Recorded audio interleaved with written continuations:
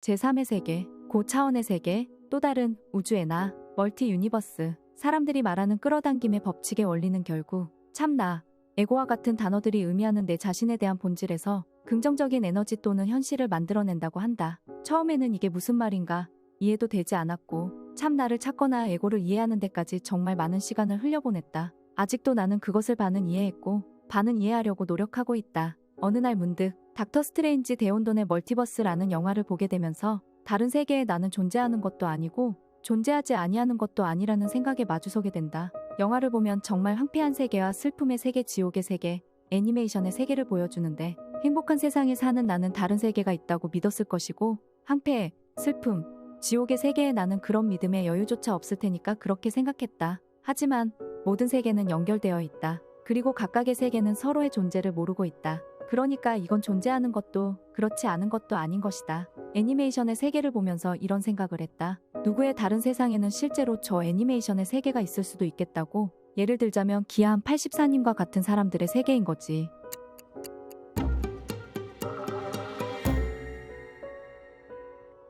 기아한 84님과 같은 사람들의 세계인 거지. 자신이 사랑하고 좋아하는 어떠한 것에 모든 에너지를 쏟아넣어 멋진 미래를 만들어내는 사람들 말이다. 이쯤에서 누군가는 이런 질문을 할 것이다. 나는 그 사람처럼 내가 무엇을 잘하며 어떤 것을 좋아하는지 모르는데 그러면 나의 다른 세계는 없는 건가? 맞다. 당신의 다른 세계는 아직 창조되지 않았으며 존재하지 않는 것에 가깝다. 내가 신도 아니고 유명한 어떤 사람들처럼 거창한 성공을 하지도 않았지만 나는 확신한다. 당신의 다른 세계는 존재하지 않는다. 그런 사람들의 특징을 보면 다음과 같다. 남의 시선을 심각하게 의식한다. 외적으로 멋지고 예쁘게 보이고 싶은 의식과 내적으로 순수하고 착하게 보이고 싶은 의식을 이야기하는 게 아니다. 그들은 자신의 인생을 결정하는 데 있어 남의 시선을 심각하게 의식한다. 자기 자신의 앞날도 모르면서 남의 시선을 의식하는 데 뇌의 에너지를 사용한다. 여기서 멈추면 좋겠으나 그렇게 남의 시선을 의식하고 나서 후회 또는 대견함을 느끼며 자기 자신을 위로하거나 칭찬하는 데 또 뇌 용량을 차지하게 된다.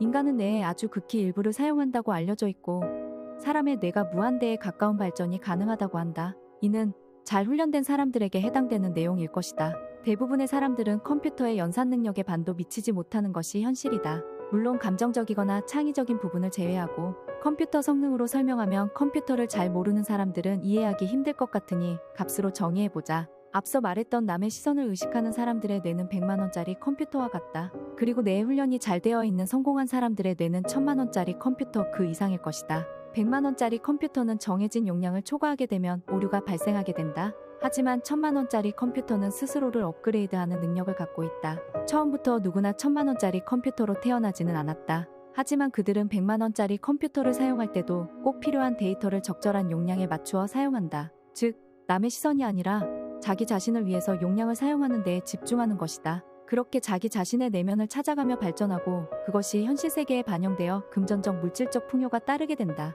그리고 100만원에서 200만원짜리 컴퓨터로 업그레이드하면서 그들은 레버리지를 사용한다. 그리고 300만원, 500만원, 1000만원 빠른 속도로 무섭게 업그레이드 하게 된다. 하지만 남의 시선을 신경 쓰는 사람들은 100만원짜리 컴퓨터로 자기 자신에 대한 데이터조차 정리하지 못하고 남의 시선을 신경 쓰는데 허비하고 과거와 현재 그리고 미래에 대한 불안과 두려움에 대한 에너지를 소비한다. 그러다 어느 날 오류가 발생한다. 이것을 나는 현타라고 정의했다. 나 역시도 사업에 실패하고 결혼에 실패하고 다시 도전한 사업을 잘 일으키나 했지만 결국 또 실패했다. 모든 실패를 경험할 때도 나는 끌어당김의 법칙을 믿고 있었고 멀티 유니버스, 다른 우주와 세계가 있다는 것을 확신했다. 하지만 실패했다. 원인은 나는 100만원짜리 컴퓨터를 가지고 너무 많은 것을 시도했고 당연히 오류가 날 수밖에 없었다. 그렇다면 자기 자신의 내면을 모르는 사람이 100만원에서 1000만원짜리 컴퓨터로 업그레이드하는 원리를 이제부터 설명할까 한다. 이것은 과학적인 근거나 어떠한 증거가 있지는 않다. 하지만 15년 넘게 내가 끌어당김의 법칙에 대해서 고민하고 생각하고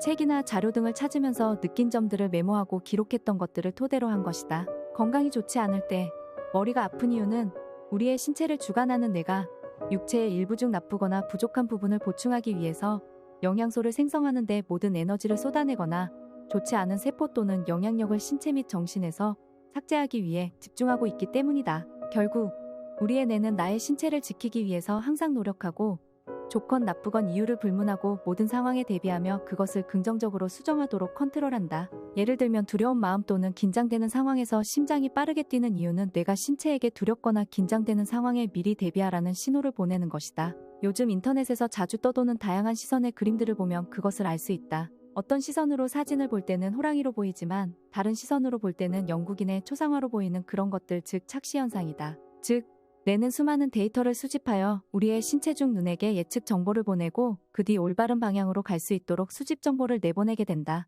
그제서야 호랑이가 영국인의 초상화가 되는 것이다. 우리의 인생이 이와 같다. 뇌는 최대한 육체가 안전하고 편안하기를 바라는 마음에 예측 정보를 통해서 신체가 안전함을 유지할 수 있도록 대비 신호를 보낸다. 그때 우리는 소위 후회 또는 잘못된 선택을 마주하게 된다. 뇌는 이때 수집 정보를 내보내기 위해서 다양한 경험과 체험을 하도록 신체를 컨트롤한다. 그리고 그 경험과 체험이 마치고 나서 최종적인 수집 정보를 육체에 내어보내면 우리는 후회를 마주하는 때가 많다. 바로 이것이 100만 원짜리 컴퓨터의 데이터 사용 방법이다. 그렇다면 우리는 늘 후회와 실패를 마주하며 살아가야 하는 것인가? 뇌의 반응 속도나 능력치에 따라서 성공과 실패의 여부가 결정되는 것인가? 아니다.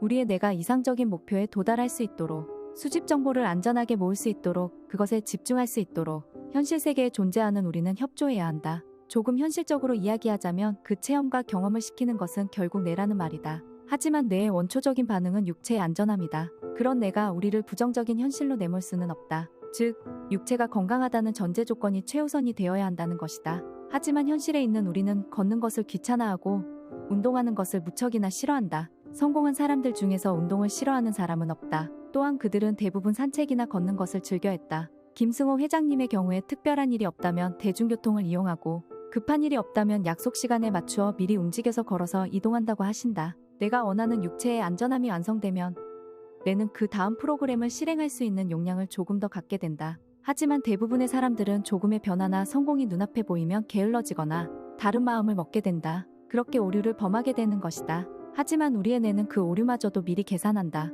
현실 세계의 주인인 내가 뇌에게 강요했기 때문이다. 그 강요를 뇌는 받아들이려고 노력하지만 반대의 상황도 항상 고려하고 있다. 즉, 지금 당신의 힘들고 괴로운 현실은 당신의 뇌가 당신의 육체에 감당할 수 있을 만큼의 경험을 체험하도록 하는 것이다. 당신의 현실을 부정하지 말아라. 내가 무엇을 요구하는지 정확하게 파악해야 한다. 그래야 뇌가 수집 정보를 빠르게 육체에 전달할 수 있다. 왜냐, 당신의 부정적인 사고방식은 뇌가 정보를 수집하고 그것을 명령하다라는데 치명적인 오류를 부여하기 때문이다. 예를 들어서 사랑하던 강아지가 의식불명 상태이다. 안락사를 할 것인가? 아니면 정성으로 돌볼 것인가? 당신은 선택의 기로에 서 있다. 이때 강아지를 당신의 육체와 비유하고 그것을 선택해야 하는 당신이 뇌라면 어떨까? 여기서 전제 조건이 붙는다. 강아지가 죽으면 당신도 죽는 것이다. 육체가 죽으면 뇌도 죽는 것이다. 대부분 사랑하는 강아지를 안락사시키지는 못할 것이다. 즉, 뇌는 당신의 육체를 포기하지 못한다는 말이다. 우리의 뇌는 그렇다. 안정적인 육체의 상태를 보존하기 위해서, 좀 더 나은 현실을 만들기 위해서 정보를 수집하고 그것을 명령하다라는 데까지 분명히 경험과 체험의 과정이 있어야 한다. 하지만 그러한 과정 속에서 인간들은 매번 실수를 번복한다. 자괴감에 빠져서 육체를 괴롭히고 슬픔에 젖어서 의욕을 상실하고 그렇게 타락한 인간은 결국 자기 자신을 괴롭힐 수밖에 없다. 왜냐고? 안 그래도 남의 시선을 의식하며 살던 사람인데 이제 그마저도 정말 말도 안 되는 최소한의 자기 의식마저도 타인의 앞에서 당당하게 설 자존감마저도 잃어버렸으니까 그때 우리의 뇌는 최선을 다해서 자신의 육체를 지키려고 방어하기 시작한다. 이게 바로 슈레딩거의 고양이가 아니면 무엇이란 말인가? 슈레딩거의 고양이 실험은 양자역학의 존재 여부를 가리기 위한 과학적 실험이었다. 그러나 당신의 현실 세계에서 고양이가 죽었는지 살았는지 꼭 확인해야 하는가? 내가 존재한다는 것을 알고 있다면, 그 뇌가 우리를 지키려는 것을 알고 있다면 적어도 그 뇌를 살리기 위해서 최선을 다해야 한다. 그것이 끌어당김의 법칙의 가장 원초적인 원리이며 과거에 내가 실패를 거듭하며 아직까지도 끌어당김의 법칙을 믿어오며 오늘의 내가 이제 그 원리를 조금은 깨닫고 나의 현실과 멀티버스를 마주하는 경험을 할 수 있었던 노력 중 하나였다. 분명한 것은 남의 시선이 아니다.